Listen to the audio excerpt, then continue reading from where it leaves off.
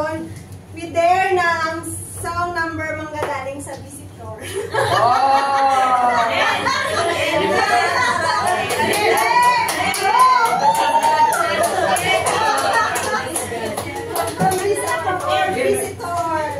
May ano ka, minus one? Diyan na sa iyo. Sige, ano nga kanta?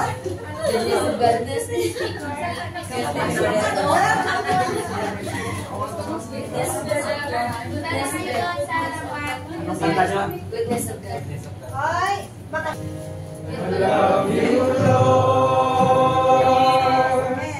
for your mercy never fails me. All my days I've been held in your hands. From the moment I wake up until I lay my head, oh, I will sing of thy goodness, oh God. And all my life you have been faithful, and all my life you have been so good. Yes, Lord. With every breath that I am able, oh, I will sing of the goodness of God. Love your voice. You have led me through the fire and darkest night. You are close like no other. I've known you as a father. I've known you as a friend, and I have lived in the goodness of God. And all my life you have been faithful. Yes, you are. And all my life you have been so good.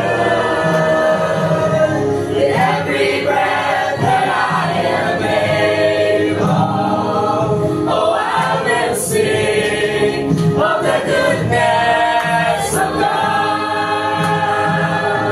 Your goodness is running after, it's running after me. Thank you. So we all know na today is last Sunday ni Mami Nona. Mag-for good na po si Mami Nona. So we ask one of you to say something to encourage kay Kuya Pastor at sa kanyang family. Kahit isa lang po sa inyo. As ano, pinahirap siya sa araw. Magandang araw sa lahat.